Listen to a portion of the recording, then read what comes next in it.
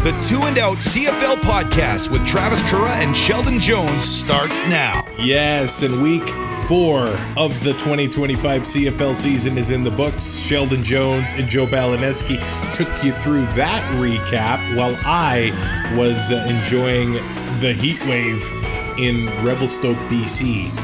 I enjoyed Revelstoke. I did not enjoy the 32-degree heat. Oh boy.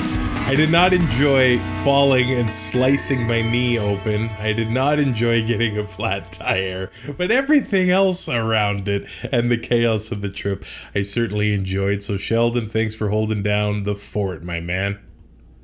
No problem. I'm sorry to hear about that stuff, but from the pictures and everything that I saw, it looked like it was pretty nice and pretty special there. It was disgustingly hot here on Canada Day, and I hate it. I would like to move to the Northwest Territories because I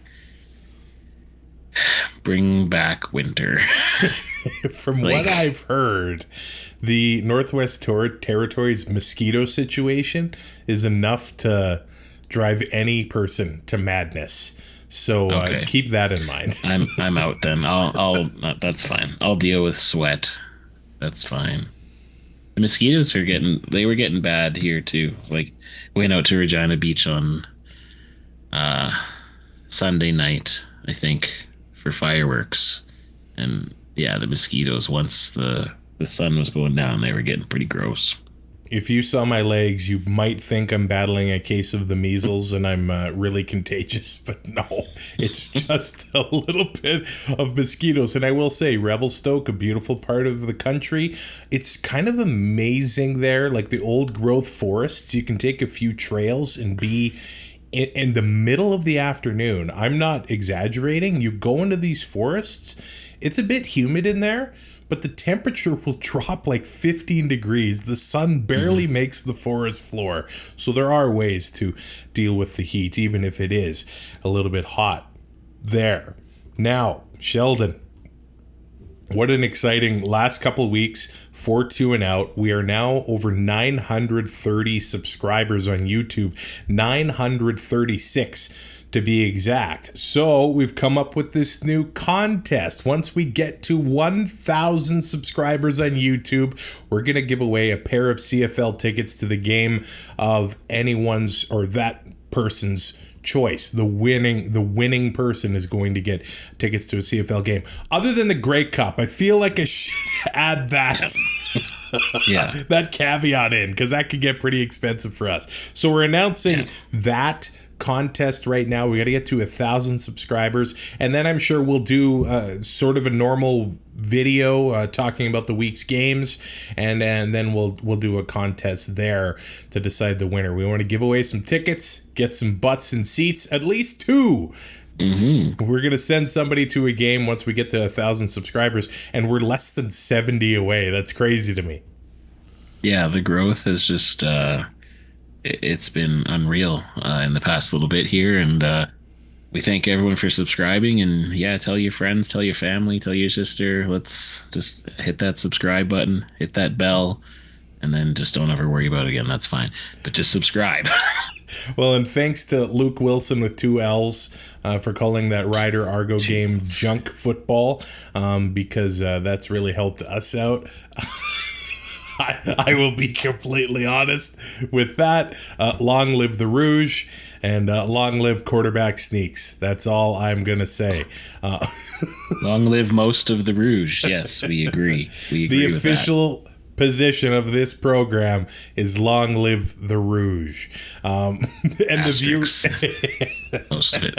And the viewership numbers don't lie. Canada wants the Rouge. Canada loves the Rouge. Viewership is up 10% year over year. Actually, that Riders-Lions game over the weekend, 773,000 viewers, 750,000 viewers. So don't let anybody tell you that nobody watches the Canadian Football League. And I see the comments. It's this perception garbage. Like, numbers are numbers, facts are facts. People watch the league. There's no denying it. Of course, we want the games to be as good as possible, as exciting as possible. So those 750,000 people tuning in and watching are going to keep coming back and keep watching. But look, things could be better. Things obviously could always be better. But these are definitely positive and encouraging numbers at this point in the season. Yeah, 100%. When you get 750,000 people watching a regular season game, like that's like playoff numbers. That's unreal, and that's great.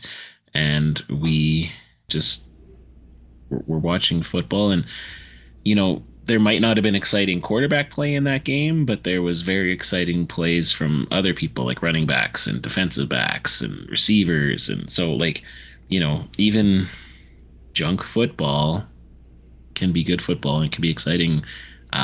There's 60 minutes in a game. Not all 60 minutes are going to be exciting. Well, you know what? That was actually also one of the most physical games we've seen. 2 big hits on James Butler, back-to-back plays.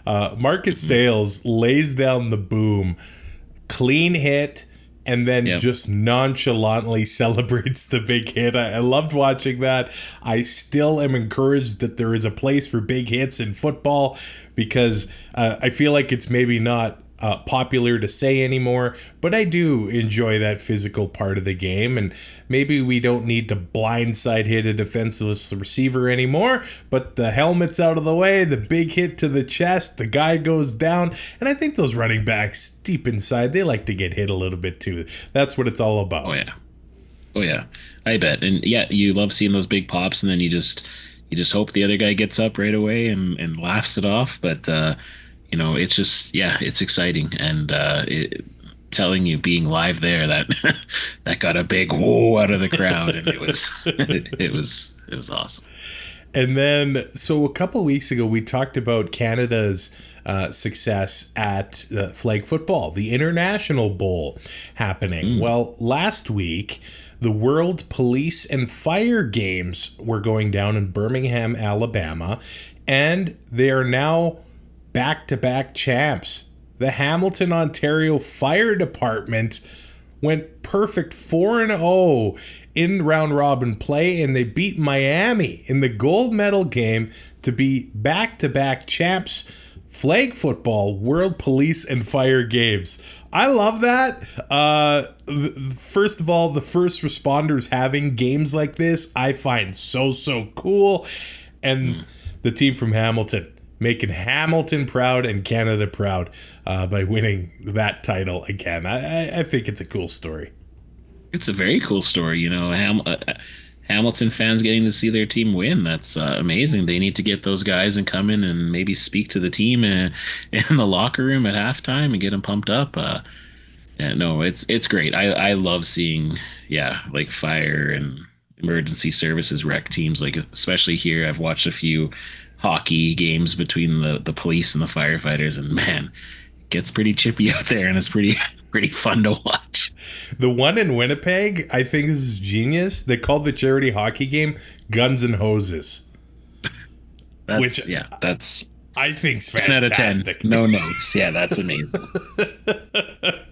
And then was that just today, July 2nd, CFL teams releasing their neg lists in their entirety for the very first time. Now, in the past, they would release either no names or 10 names off of the list. Now we're getting all 45 names. There's NCAA players, there's NFL players on these lists. It's created some cool discussion around who could show up in the CFL eventually. Maybe they never show up, but in the past, some neg list players would end up in trades, and we wouldn't even know who the player was until years later, and maybe that player is making an impact in the CFL. But it's cool to have these lists out in their entirety.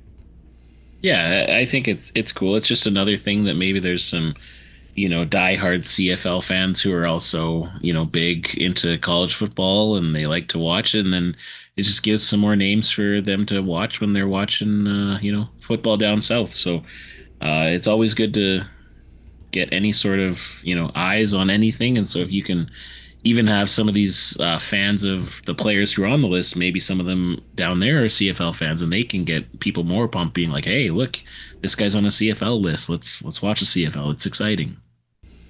Now, I'm going to throw a wrench into things here. Let's do the power rankings heading into week 5 right now. Last episode, I forgot to do it altogether. So we're going to do it here. We had this message on X from Corey Allen Proctor, who we did meet at the Grey Cup, if I remember correctly, for the first time. And he says, before he's even seen the power ranking, Sheldon, that he's already offended where you have Hamilton, something, no respect. We did this, the other team did that, therefore you're wrong, and my team needs to be more higher, he says. And I quote. Yeah. Well, maybe I'll put Hamilton's fire play football team a little bit higher on here now. Okay, here is my power rankings. Number 1, Saskatchewan. Number 2, Winnipeg. Number 3, Montreal. Number 4, Calgary. Number 5, Ottawa. Number 6, Toronto. Number 7, Hamilton. Number 8, Edmonton. And number 9, BC. Now, fans that are listening to the show won't know any different. I'm completely ratting myself out here. But I displayed last week's power rankings, then on the fly updated them to this week. So if you're watching on YouTube, that's why things look a little bit crazy right now. But Sask, Winnipeg at the top, Montreal, Calgary, Ottawa, Toronto, Hamilton, Edmonton, BC. BC, the new basement dwellers, Sheldon. Yeah, well, like they just, I think the score flattered them against the Riders, and I understand that's without Rourke, but you can only play with who you play, and honestly, I just thought Edmonton improved actually. Like in defeat, they looked better than BC did in defeat, so that's how they were able to move out of the basement, and BC moved in. The basement is where it's cooler, and that's where you can beat the heat. So that's where I am right now. So maybe the Lions are onto something. Maybe. The first ever Stampede Bowl kicks off week 5, Sheldon. The Calgary Stampeders, in their 80th year, are now playing during the Calgary Stampede for the first time ever. I really hope this goes well. I really hope this begins a new tradition. Maybe they should have picked a different opponent. Oh, I guess they didn't really have a choice. But the Winnipeg Blue Bombers go to McMahon Stadium as 3.5-point favorites. The over-under is 51.5. Now, this Stampede Bowl features Bret Michaels of Poison at halftime.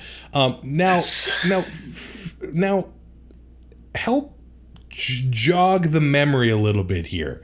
When Willie Jefferson was a member of the Saskatchewan Roughriders, did they not win the Banjo Bowl once, and he demanded the Banjo Bowl trophy, but it was never given to the Riders? I feel like Willie is going to want to have the Stampede Bowl trophy in his possession. Well, yeah, he's gotten used to having that Banjo Bowl since his time in Winnipeg, that's for certain. At least the Banjo Bowl looks nicer than whatever this bowl looks like. I'm not a fan, but I guess neither are bowls. Yeah, neither are bowls. That's correct. Yeah, weird. Also, Bret Michaels playing, and my wife is super happy that we're not going. She's not happy that you're not going. Not happy.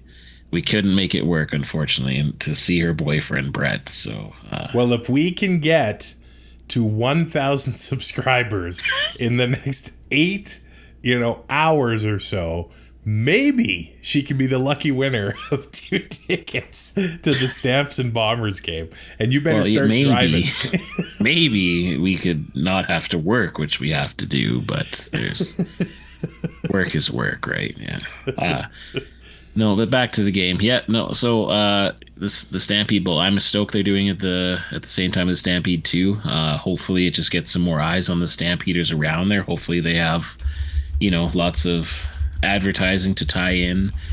We already know that McMahon Stadium has great food options. I wonder if they're doing even more with the Stampede, maybe getting a little crazy. That'd be cool to hear. You read my mind. I actually just pulled up the new Midway food. Because we're fatties. Wow. Okay, some of these are crazy, but I'm looking at this lobster tornado roll. Lobster tails like wrapped up on a stick. Wow, that's gotta be expensive. Some of our Atlantic schooner family would love that. We had a fan of the Atlantic schooners wearing Two and Out merch out on the East Coast. Did. How cool is that? That is why I shouted it out. I love that. You read some more of this food and I'll look it up so we can give him a proper shout out. There's a Wagyu beef poutine. Wow. Which some of this, okay, let's try to find some wacky stuff, because the maple glazed donut grilled cheese, that just sounds good. There's the Nashville hot chicken mac and cheese. How about the peanut butter and jam fried chicken? That actually sounds pretty good. Oh, bacon wrapped grilled cheesecake. Wow. Flamin' hot bacon wrapped grilled cheese. Like apple cinnamon crumble pierogies. This is what you can all get at the Calgary Stampede. I'm trying to find something that does not look good at all. Fruit Loops chicken burger? What? Okay, this one. Would you eat this? Sheldon Jones. Available at the Calgary Stampede. A high-quality all-beef hot dog made in-house and infused with Skittles. Sure to be a favorite with kids of all ages. No preservatives, it says, and naturally smoked. Yes, topped with Skittles as well. Would you try that one?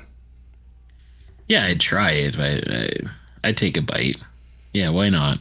I just got to like pineapple with savory, so I don't know if I can do Skittles with hot dogs. I still don't like pineapple on pizza, but like pineapple on like a burger with barbecue sauce, I can mess with now. That's pretty darn good. What about deep fried pickle Oreos? I'm not pregnant, so no. I think I can skip from that. Okay, let's get to the coveted Two and Out shout out. So, username 12 steps at AAJRowlands. Sorry, I don't know more than that. But yes, a lovely family picture with rocking a red 2 and Out shirt. We got you there. It doesn't look great, but whatever. Thank you for the shout out. Thank you for buying our shirts. We appreciate that. Got a nice hat here. Thank you. Yes, absolutely. Now, for the Winnipeg Blue Bombers, the Stampede Bowl. Brady Oliveira back in the lineup. This actually marks the first time this season that the Bombers will have all of their projected starters from before the year in the lineup, full strength, going to Calgary on Thursday. But at the same time, Edmonton put up a fight against the Bombers last week, and there was a stretch in the third quarter. I think the Bombers had 4 straight 2 and Outs, and the Elks had an opportunity there, and the fourth quarter happened, and the Bombers pulled away there. Calgary coming off the bye here. Calgary at home. I don't think I'm going to pick an upset, but I can see the path to it. On Thursday Night Football. Our good friend Neely, big Bombers fan, he says the Bombers, traditionally they don't play their best in Calgary for some reason, and maybe there is an opportunity here for Vernon Adams Jr. and company. He hasn't thrown a touchdown pass yet this season. What better time to do it than Thursday night? Yeah, that's what I was going to lead off with. Just when you're on a slump and you haven't thrown a touchdown. I know last week was, or the last game, sorry, was a little bit of an anomaly. Anonymous. Oh my gosh. Okay, let's get it right. A little bit of anomaly. Jesus Christ. Watched it again. Anonymous. Oh my God. I can't even talk. This is an all-time classic. Okay. Anomaly. What? Anomaly. I got it. Anomaly. Okay. Brown goes wild. Okay. When we hit 1,000, you can release this video. Oh, this is staying. No, it's not. No, it's not. You bailed me out with Hogan. You're gonna bail me out with this too. Oh, Vernon Adams Jr. Will he get a touchdown pass? The line at 0.5. I mean, that's the thing. That's what I was going to lead with. When you're Vernon Adams and you haven't thrown a pass and you're in a slump, or a touchdown pass and you're in a slump.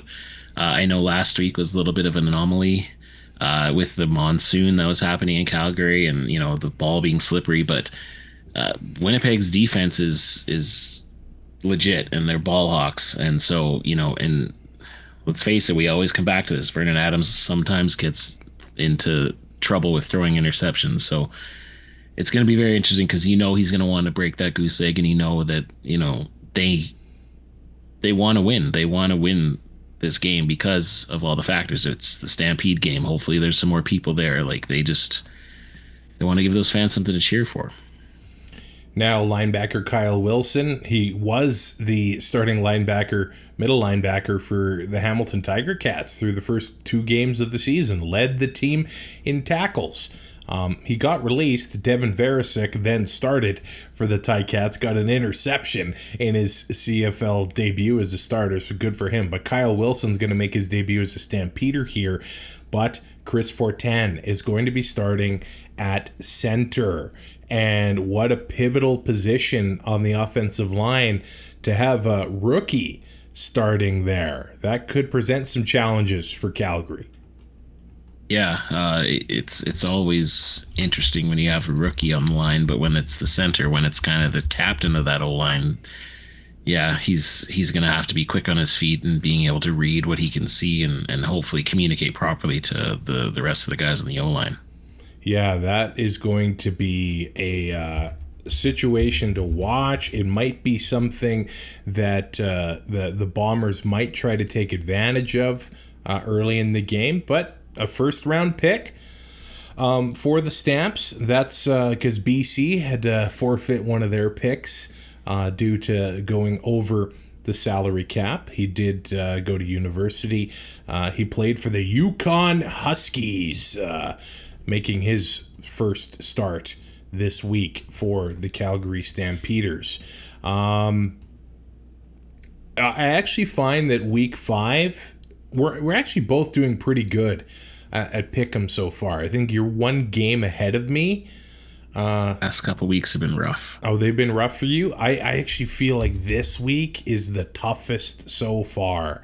And I will not be surprised by anything that happens. There was a stretch a few years ago when you played Calgary off the bye. It was almost an automatic loss for the opposing team because Dave Dickinson was able to have his squad well prepared. It's not saying that Winnipeg's on a short week. They get a full week of preparation as well. Just the Stamps get a little bit more. And I think they're going to want to prove that their start to the season. I don't know if we just ignore that Ottawa weather game at all. I don't know if we can completely ignore it, but the Stamps were knocking on the door. The Stamps had opportunities in that one, and they didn't close in any of those games. Where Winnipeg has been strong, all 3 of their wins this year have been against West teams. And when you're winning inside the division, that's going to keep you up there in home playoff position more often than not. So Calgary really struggled in that department last year. If they can get onto the right foot this time around, that'll be obviously massive for the red and white. And Vernon Adams Jr. had a great game. You remember last summer, I know he was a BC Lion, but when they went into Winnipeg and had that big win, and I know he was throwing Alexander Hollins, and Hollins had that big game, and he was going out for Bellinis and all that kind of stuff. Cactus Club, that's where it was. Cactus Club, yeah. It was one of the best interviews I'd ever seen. But Vernon Adams can do it. He has beaten Winnipeg in, regular season action before. I was just going to say, regular season Vernon is pretty decent against Winnipeg. It all depends. Calgary's going to be at home, so they have to be able to keep the momentum, and they have to be able to get the crowd loud so it can disrupt Winnipeg on their offense, and hopefully Vernon's able to capitalize on some turnovers, because again, against Winnipeg you need to be able to capitalize when they make a mistake, because they don't make mistakes often, but sometimes early on they have been a slower starting team. So if you can force an early turnover or get a big return or something like that, so you can get points on the board early against them, that's one of the keys to beating them for sure.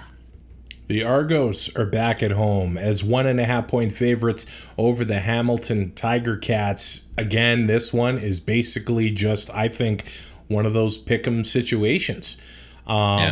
We saw what Toronto did last week against Ottawa. Of course, Derek Sluka, those 225 return yards, that's not gonna happen every week. At least I don't think so. What were your thoughts on the Argo player going out of bounds though before he caused the fumble? Did you notice that? Well, I didn't notice it until I listened to you guys talking about it on the show, to be honest. Benji Franklin, right? It was Benji, yeah. I just, it's interesting that it's fine, it's over, it's done with. It was a good play, and maybe they feel like the momentum of him being engaged with the Ottawa player, but I don't want to take anything away from Derek, because that was an amazing play. So, but, controversy is good to talk about. Has there been talk of that on social other media? than Dave Stadnick? He was the loudest, of course. Okay. I noticed it when he said something, but I really haven't noticed anybody else. No. Okay, look, you're just trying to start some stuff here. Stir the pot. Yeah. I like stirring the pot. It's fun. Well, I'll be honest. Some of the social media talk lately, it's just been quite exhausting. It has. I miss the days when we're just fighting about Slurpee cups and things like that, and air horns. It seemed like a simpler time. Well, there was only one person, pumping the league at that time, so. That's true. That's true. But yes, Twitter has been lame.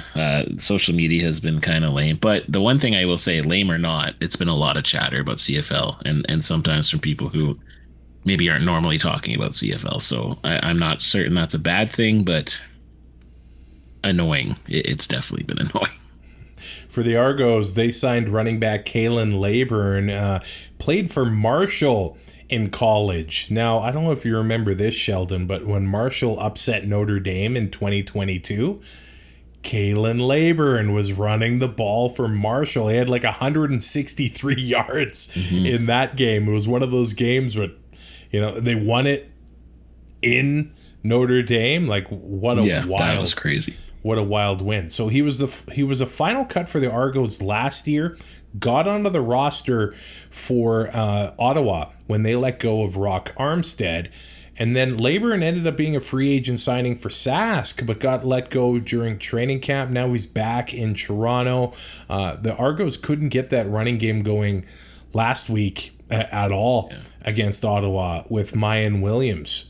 So we'll see what they do and what they adjust to get going here. That has been the Argos' bread and butter for a little while here, the running game. And I kind of thought that maybe, you remember when they had Andrew Harris and Daniel Adeboboye? I thought Adeboboye was going to be the guy to take the reins from Harris once he retired. Well, then Kadeem Carey comes in. He has the seasons that he has had. And now the Argos have neither of them. Adeboboye's in Ottawa doing his thing. Carey's on the PR in Saskatchewan right now. And now they're trying to get that mojo back. It used to be if the Argos could run, whether it was Ouellette or Harris or Carey or whoever, they were going to win. But that blueprint has been kind of lost a little bit for them so far. Yeah, I it's easy to say, like, if they would have had Kadeem Carey, maybe it'd be better, but I don't know if that's what it is. I don't know if it's scheme, if it's they didn't make really any changes when it came to their offense. So I don't know if it would be that, but yeah, like you said, Toronto was able to just ground out games and get a lead and then just pound the rock, and that's how they won games. So it's got to be frustrating for Argo fans, because when you're used to that type of play, and let's be honest, they're missing their best player, their best quarterback, and so that's hurting them too. But I don't know, but I think that they're rolling into a Hamilton team that is actually kind of on the upswing too. So this could be a very interesting game, like you said, a coin flip. Nick Arbuckle is going to be the guy for the Argos until at least week 7. Ryan Dinwiddie revealing that this past week. And for the Ticats, it was cool to see Ted Govaya stop by the team facilities and drop blizzards off for the entire team. I'll be honest, like, it makes me feel like I relate to athletes, because we've seen Brad Marchand of the Florida Stanley Cup champion Florida Panthers crush blizzards to get that energy boost in a Stanley Cup final game, and now pro football players are eating them at practice. I feel like if I start consuming more blizzards, I will then become more athletic. Yeah, I hope Dairy Queen is smart and trying to get Marchand for an ad campaign, because that would be awesome. Also, that list that was going around that everyone saw that the Florida Panthers spent, there's no way that was real, just so anyone is aware. I may know a thing or two when it comes to that. A fun little meme for sure. But it's actually really cool seeing Blizzards and Dairy Queen kind of in the mainstream a little bit. It's kind of been fun for us to see anyway. That's awesome. Now the Ticats looking to make it 2 wins in a row. And we aren't used to seeing, the Ticats and Argos playing often before Labor Day. But here they are, ready to play in the middle of summer. And if they could stretch another win here in BMO Field, all of a sudden, things really interesting in the East Division. Yeah, everyone, like, it's so tight, and then with Davis Alexander, we don't know how long he might be missing. It doesn't look like he'll be going this week, but that lead that they were able to get out with going, opening the season 3-0, that's just it's not looking so hot anymore if Hamilton can string a couple wins here. And it was a scrappy win against the Alouettes last week for the Ticats. Like, it wasn't necessarily pretty. They weren't exactly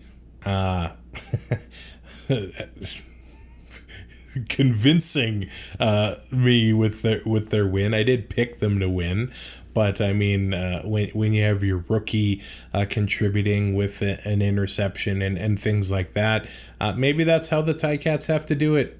Just get out there and be scrappy. And I know Ticat fans can relate to that. That's how this team has always been.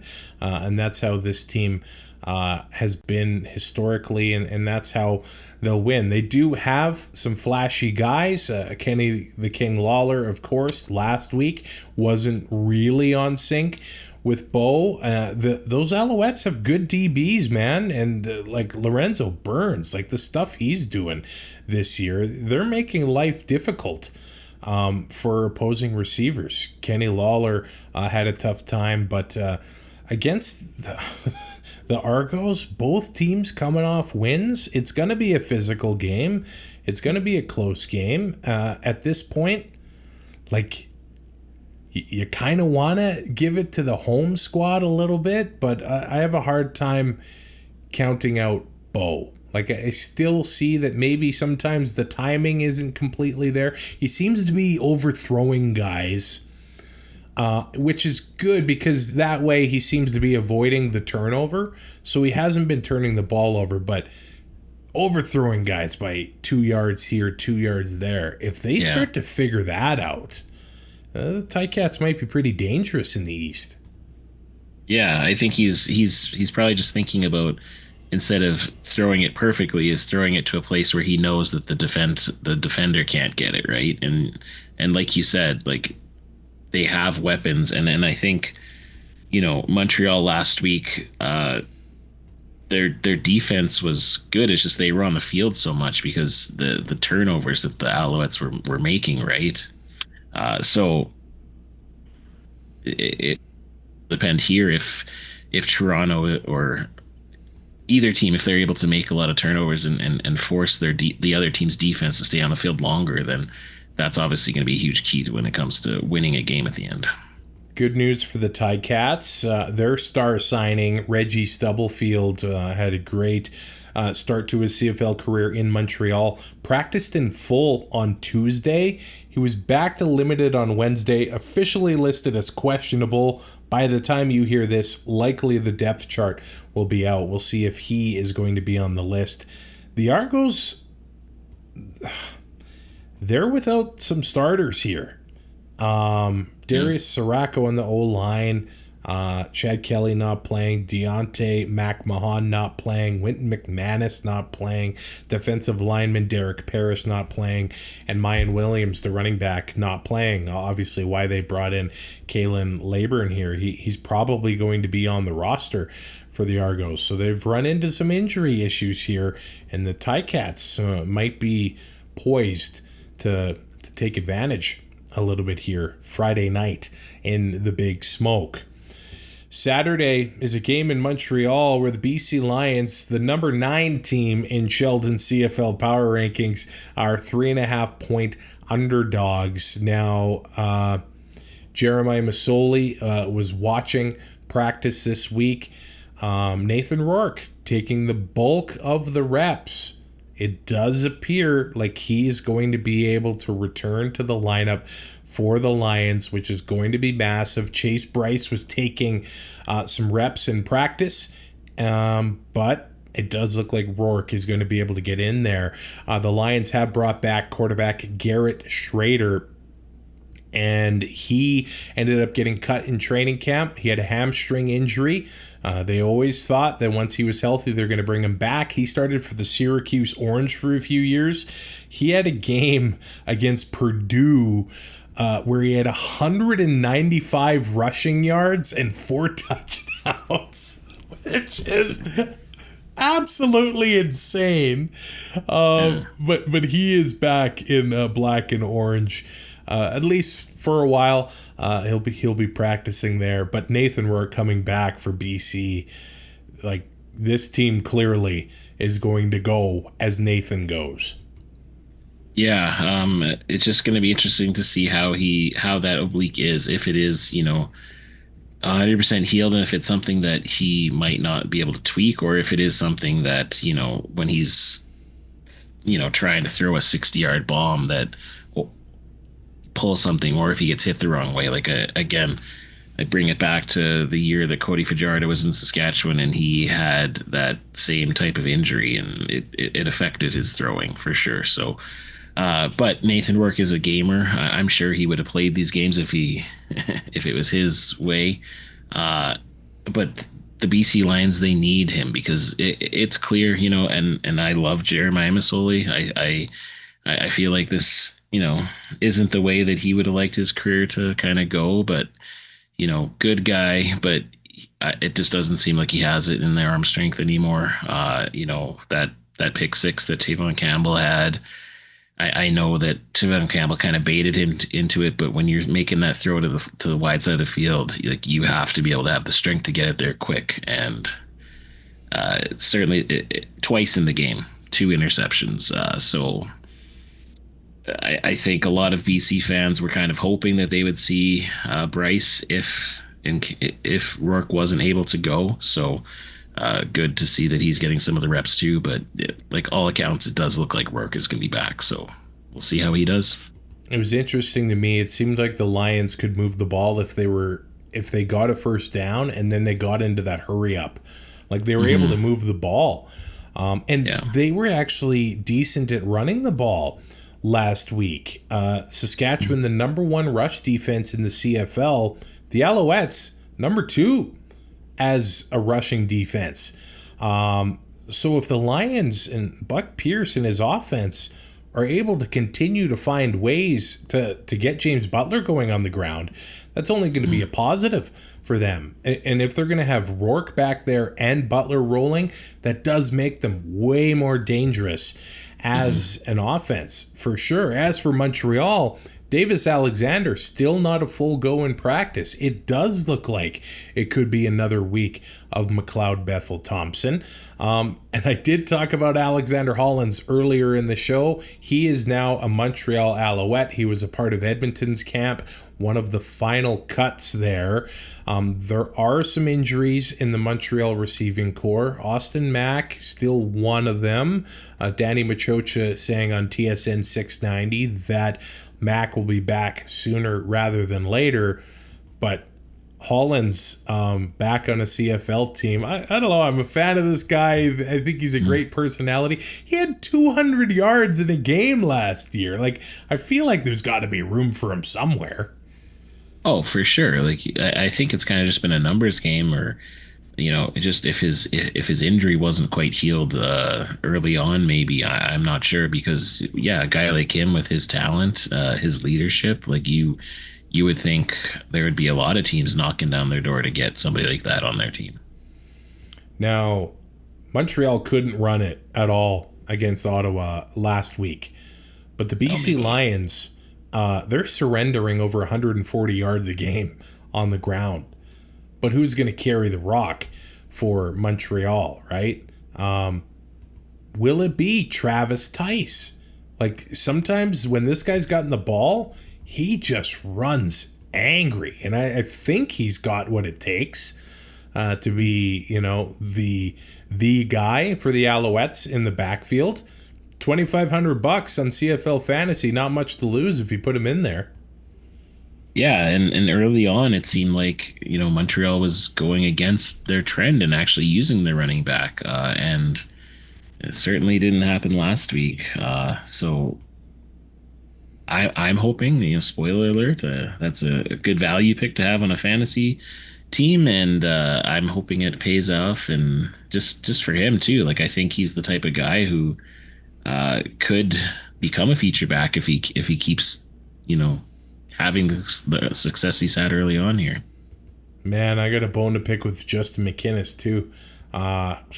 If he would have caught everyone in fantasy McLeod Bethel Thompson last week, like, what was I doing? Okay, so you had a loss to Ticats Talk Network.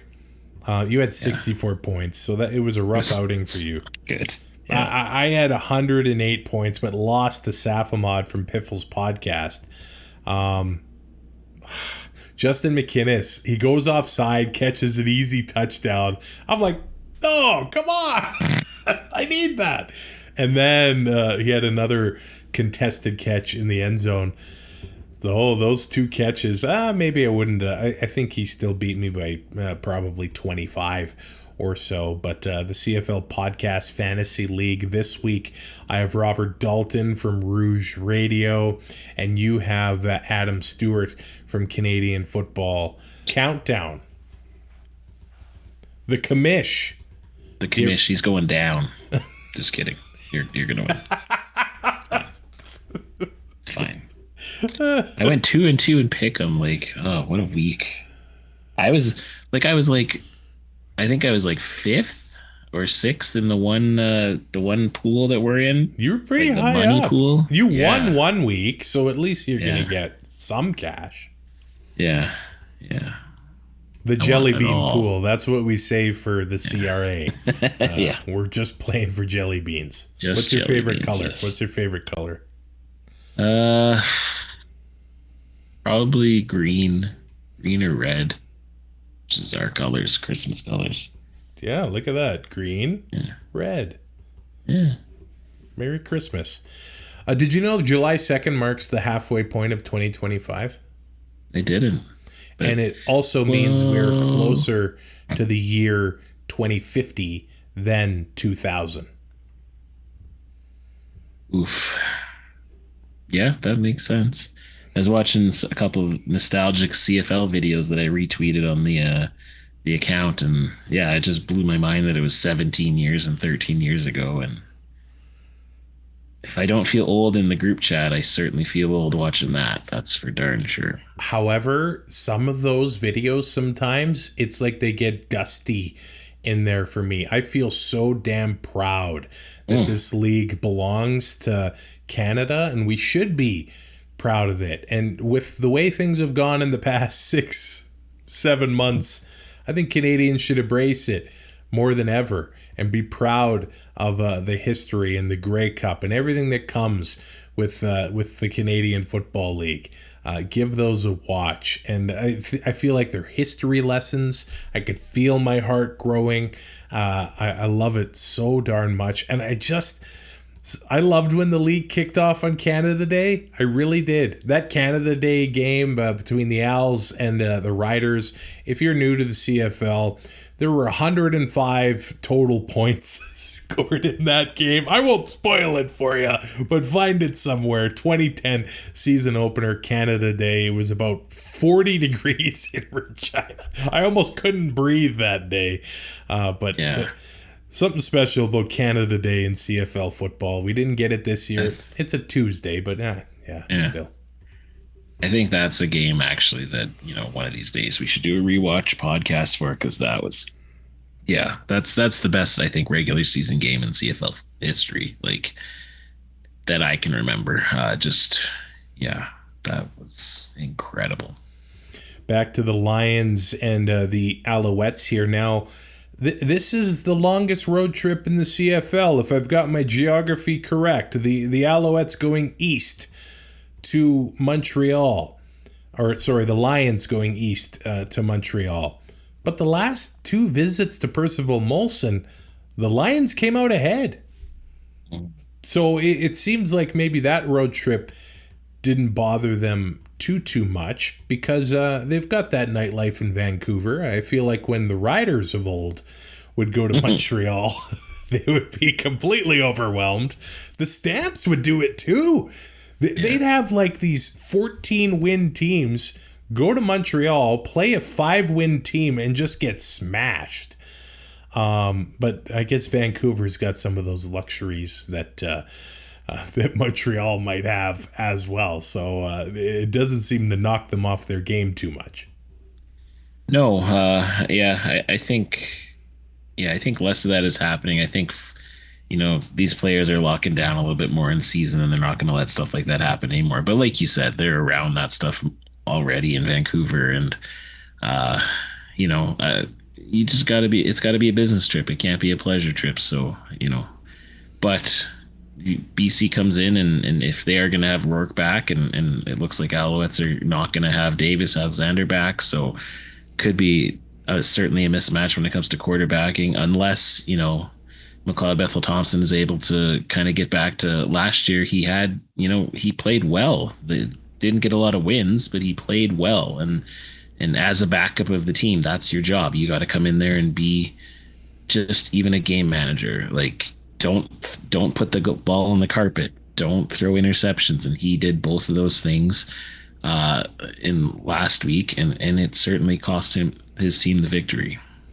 Looks like the Lions are going to be having Stanley Berryhill III back in the lineup as well. I think he caught a touchdown pass in week 1 against Edmonton. The Alouettes, as far as their injury department goes, still without Austin Mack, Dylan Wynn as well on the D line. However, that front in Montreal is still very fierce, and Noel Thorpe and his crew, they still give teams fits, even though last week they weren't the dominant team. Like you said, maybe they were on the field a lot and started struggling a little bit that way. But Cole Speaker, he had a quad issue.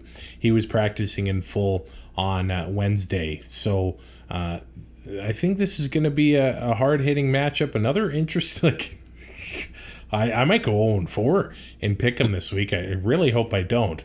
But the final game of the week is in Edmonton. And this is another intriguing one. The Elks, 0-4 on the season. But after a loss in Winnipeg and after Ottawa losing to Toronto last Sunday, everybody seems to be leaning Edmonton. They're 1.5-point favorites against the Ottawa RedBlacks. Yeah. I don't know all if the writers picked them on CFL.ca. Like I was pretty surprised by that. As an Edmonton season ticket holder, they continue to find very creative ways to lose. So, look, this is one that I'm probably staying far away from. I'm keeping my money in my pocket on Sunday. Yeah, you just don't know. I think if Dru Brown is back, I think that's certainly a good thing for Ottawa because, in his two starts, I think he had over 400 yards in both games, right? So he certainly seems to be that type of quarterback who has, eased into his role as a starter and is starting to perform. So if he's back in, that's, that could be a huge boost for the RedBlacks. But again, the Elks, they were trending up. I think they're working on their chemistry and getting this new offense together and against Winnipeg, so that's even more impressive to me. So I think while Ottawa has a good defense, I think the Bombers have a better one. So I can see why the writers and everyone is kind of trending towards Edmonton. Just because they need to get a win. It's almost must win. Like it's early to say that, but it's almost that for Ottawa too. Yeah, but Edmonton needs to win at home. Like they need to get some wins together to get some more fans there, right? So I think if you're Mark Killam and Edmonton, you're just going to be trying everything you can to win this game. So maybe we'll see some desperation, fun stuff on special teams and some gambling, some risky stuff. I don't know, but hopefully we do, because that kind of stuff is really exciting. The Elks are giving up almost 329 yards through the air in their first few games of the season. And I noticed that, I'm sure Elks fans noticed too, they're still having those massive breakdowns in the secondary. Just giving up these huge plays where the DB just, loses the ball, falls over kind of thing. Ottawa's got receivers like Geno Lewis playing in his old digs of Commonwealth Stadium, returning to Edmonton. You got to think he might want to score a touchdown or two. He hasn't had a touchdown in a week or two, and that's actually pretty unfamiliar for big Geno Lewis as of late. This Elks secondary, I don't know if they've come together yet. I'd take a chance just throwing the ball up, getting the ball to Justin Hardy and the ball to Keelan White and the ball to Geno Lewis. I'd take my chances with those receivers. 100%. And I think we all know that as soon as Geno Lewis signed in Ottawa and the schedule came out, this game was circled on that schedule because of the comments. We know the comments. He was told he was not a supervisor. There's no superstar players, and he wasn't deserving the money that he was made. So He's going to have this game circled, and he's going to have that extra chip on his shoulder to prove to Edmonton why, they should have re-signed him. And then Khalil Pimpleton, he still hasn't had that big explosion yet. Mm-hmm. It's coming. He's going to be pissed off about that fumble. He's going to be pissed off about certain, he's a scary player when he gets the ball and he gets in space. He's gone, right? So I don't like using the words pimple and explosion in the same kind of sentence, but I did anyway. There's a different podcast for that, I'm sure. There's a TikTok algorithm for that. Yes, there is. There is. Braylon Addison of the RedBlacks looks like he's going to be out for a few weeks dealing with a shoulder injury right now. And they've actually released the O-lineman Darda Lee, who actually started the first few games for the RedBlacks. Yeah. You remember last week he recovered a fumble and then did sort of a spin move and almost took the ball to the... We can almost do a big man highlight reel. We're only coming into week 5, Sheldon. I know. We might need to do big man play power rankings by the end of the year. We got the Ryan Hunter touchdown. We got the Ely touchdown out of Winnipeg. The Darda Lee fumble recovery and spin move. Mm-hmm. That's just off the top of my head. The big men making plays in the Canadian Football League in 2025. But the reason I guess he's been released is because they've got some offensive linemen that are getting healthy again.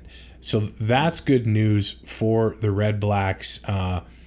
Peter Godber and Zach Pelios, they're out there in pads, starting caliber O-linemen for the RedBlacks. And then Parker Moore is taking first-team reps at right tackle. So O-line news for the Ottawa RedBlacks. I think they were a team that went into this season that, yeah, they could beat you with some big plays with the likes of Pimpleton and Lewis and things like that.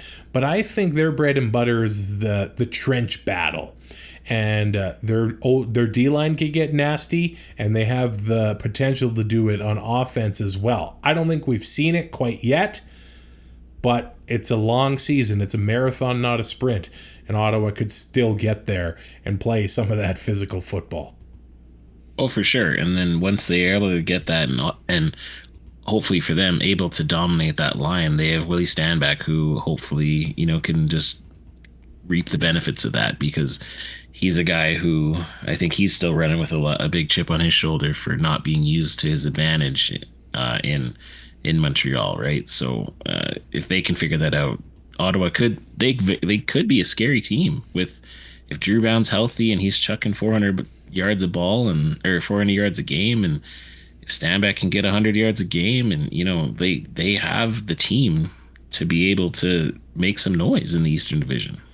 This might be the sneaky good game of the week, I think. Mm-hmm. Edmonton has given up 431 yards of net offense a game, and that's the most in the CFL. Ottawa, second most, 365 yards against per game. Now, here's the thing.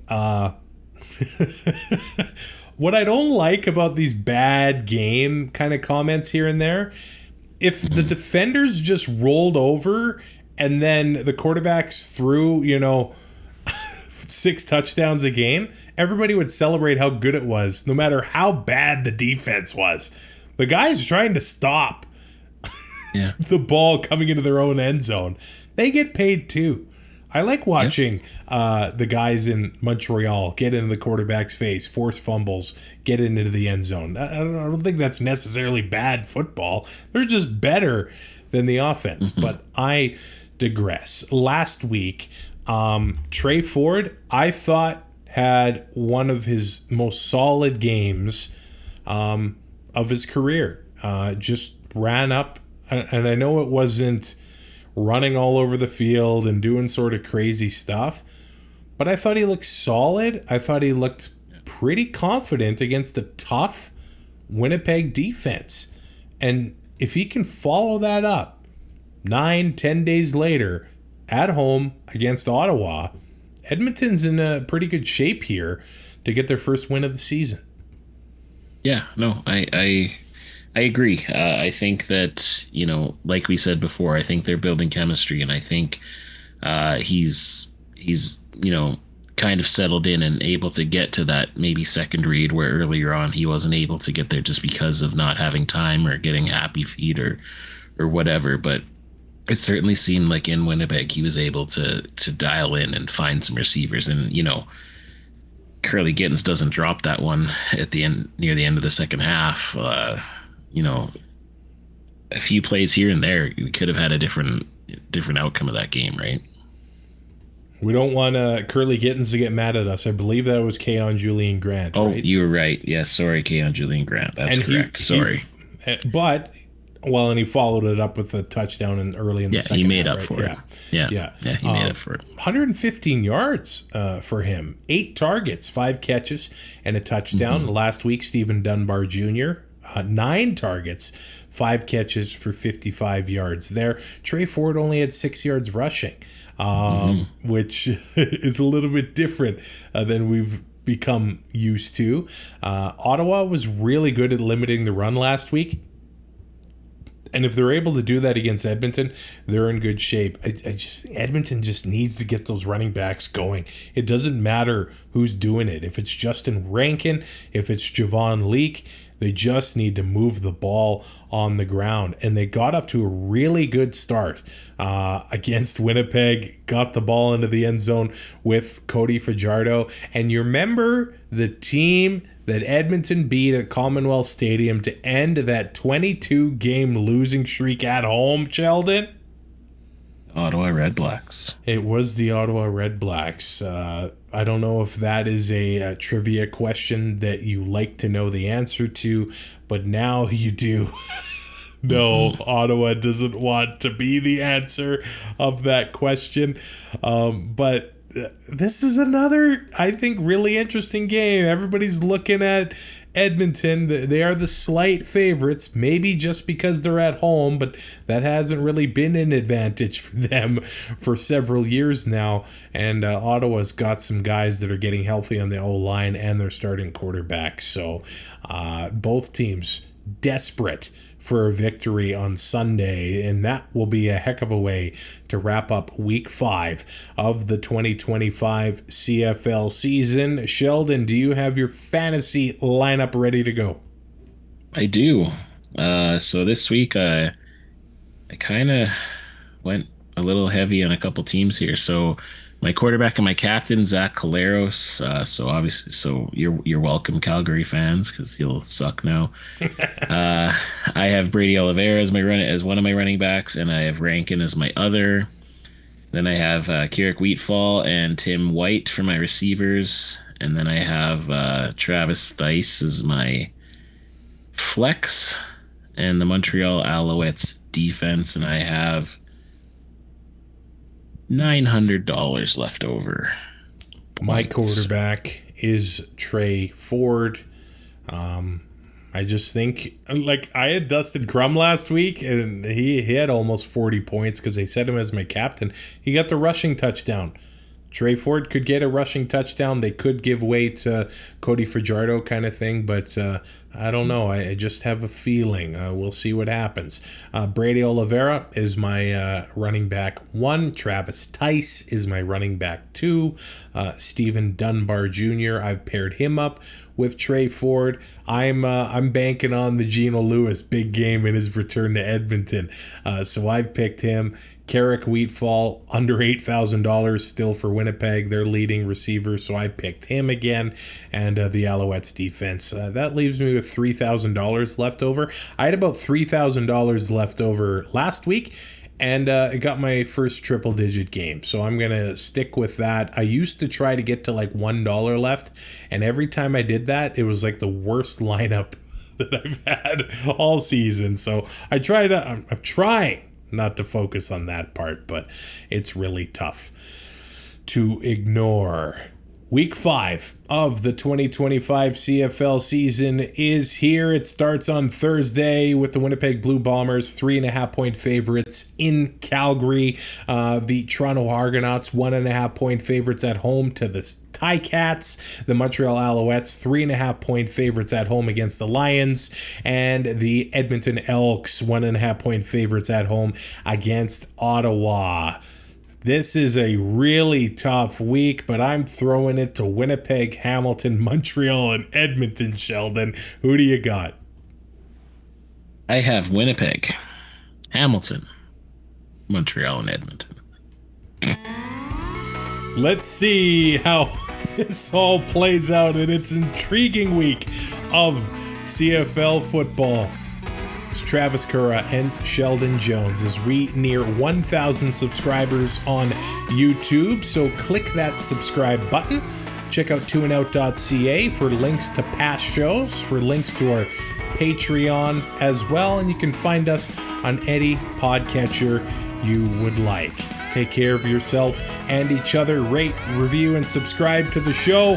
And we'll talk to you after week 5 of the CFL season. The Two and Out CFL podcast is written, produced, and hosted by Travis Currah and co-hosted by Sheldon Jones. Subscribe to Two and Out on all major podcast platforms and YouTube to keep up to date with future shows.